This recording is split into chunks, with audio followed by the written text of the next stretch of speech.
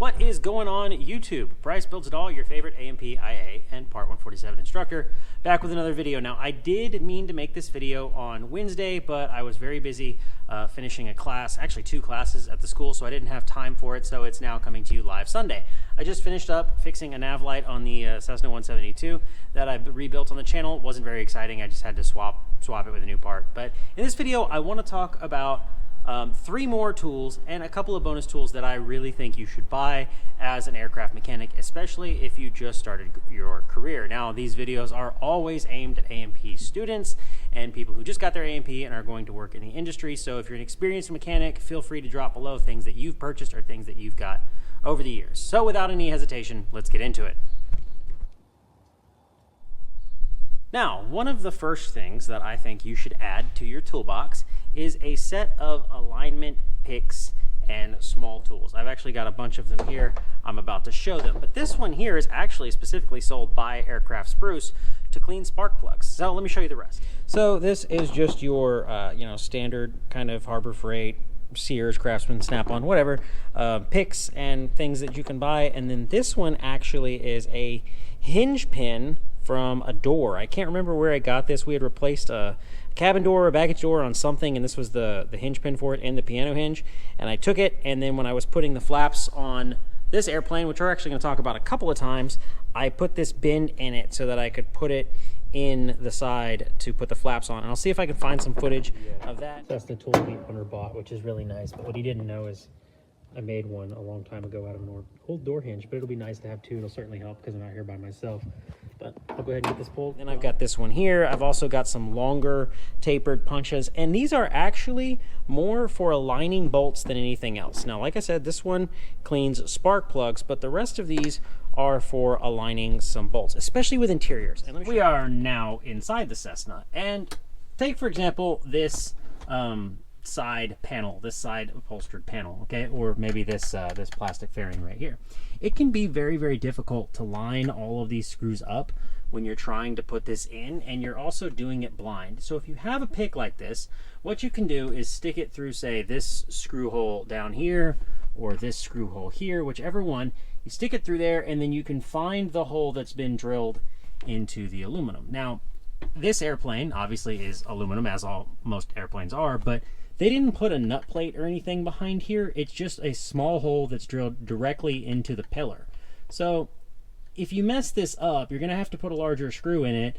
And obviously you don't want to do that too many times because you start to structurally ruin that hole. But this pick, like I said, can help align this screw with its hole before you ever put it in there. And it can help you search and find these things, especially with carpets, things like seat belts, things of that nature. Now, the next thing, number 2, that I'm going to say that you definitely need to add to your kit is some cheap wrenches and sockets, maybe even screwdrivers. And I'll show you a couple of mine.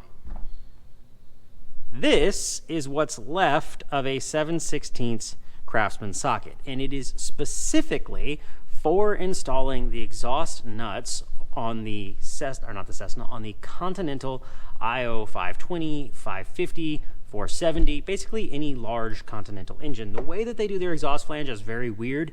There's not a lot of room in there. A shallow wall socket will work, but you can also kind of like I did. I took this socket and I ground it down until it could fit behind the cylinder and get in there with a little wobble extension to get them out. This thing has saved my bacon many times, especially torquing those bolts back in.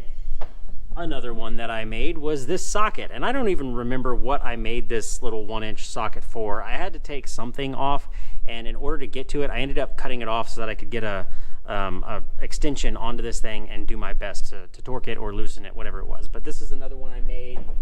This is my 9/16 wrench that's also been ground down somewhere. I have a 3/8. It's at the house. I know it's at the house because I was using it just the other day, but I have a 3/8. Again, I used it to install the flaps on this aircraft. All right, so I have my air ratchet on here with a short extension and a short socket. I then have a really short wrench that's been, or not short wrench, I have a wrench that I've bent. I put some tape on it and put a nut down in the end of there. It's very hard to get down to the flaps, so it's been bent in the middle. It's also had some material filed off here and some material filed off this end. And it's all just to install that bolt. And going down that rabbit hole, like if I had this ratchet and I needed to torque something and it was just way down inside the engine and a crow's foot or a torque extension isn't going to work, you can always get a like a 1/4 inch adapter or something, or 3/8 adapter, weld it into one end of the wrench, and you just created yourself a longer torque extension to torque something. I've seen dozens upon dozens of tools that mechanics have made over the years to do jobs. Now, you make the tool and then you use it maybe 2 or 3 times, but at the end of the day, the job has to get done. And I don't really want to go grinding on an expensive set of on an expensive set of Snap-on or Matco sockets or wrenches. So I got some cheap Pittsburgh, some Icons, whatever it is, something that doesn't break the bank, so that I can do exactly that. Now, the very next tool that I'm going to add to the list, and you can actually look at Reddit threads for this, but everybody has their preference, is a good set of Phillips. Now, this is actually a Husky P2 that my mom got me as a gift, and as you can see looking at it, it has seen much better days, but I keep it for a crucial reason. And I'm going to try to do this unscripted. If I stick it in here like this, hold on, let me see. It fits so perfectly that it's now suspended. Now, that's not a magic trick. That's nothing that I did. It just fits aircraft Phillips screws that well. And there's a couple of companies that make aircraft specific Phillips bits to fit the hardware. You definitely want to get them, okay? Also, when it comes to cam locks, which is specifically what these are, get the Snoopy tool. The Snoopy tool is a cam lock. I just walked right through the propeller arc, and I tell y'all not to. Real quick, I misspoke here. It's actually for Zeus fasteners, and that's spelled D-Z-U-S, Zeus fasteners, but it works just as well on cam lock. Cam lock, I just walked right through the propeller arc, and I tell y'all not to do that. The Snoopy tool is a cam lock specific flathead tool for installing cam locks. A regular screwdriver can strip them, it can tear them up, but like this Phillips fits them great. It also fits the rest of the Phillips screws on the aircraft great. So do some research and make sure you get a good one. Now, like I said, I'm gonna squat down. This one happens to be a Husky. It's several years old now.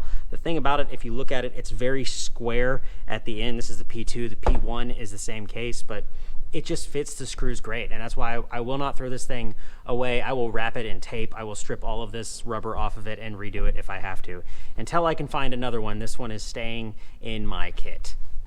Now for some honorable mentions, and they are honorable mentions because not every place that you go is going to allow you to use them.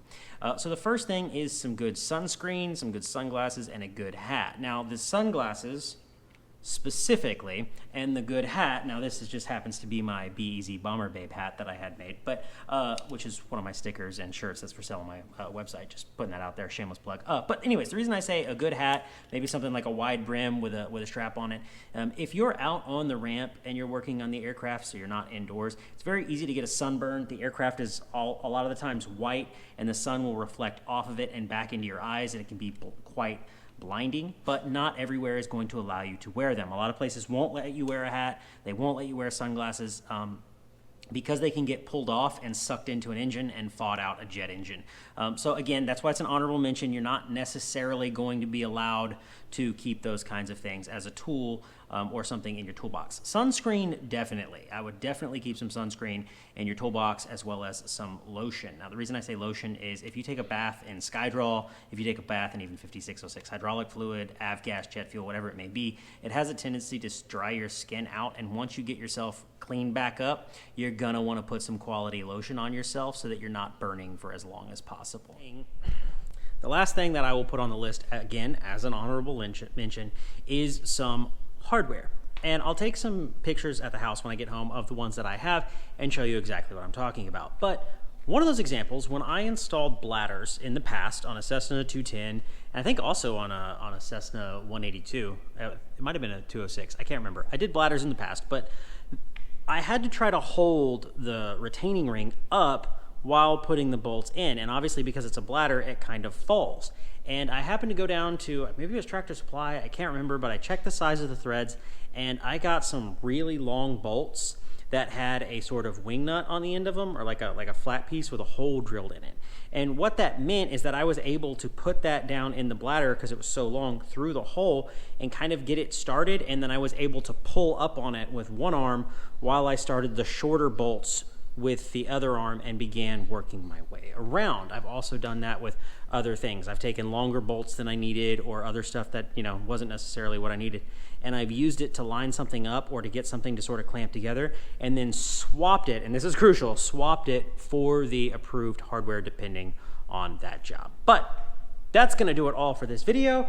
I hope you enjoyed it. Like I said, on that hardware one, it is an honorable mention because not every single place that you work at is going to allow you to bring in hardware from outside. And some of this stuff is kind of redundant because depending on where you're working, they might not let you bring your own tools at all. You might actually have to use provided tools. Or if you do use your own tools, everything has to be checked in, everything has to be accounted for. Tool control is obviously a big thing.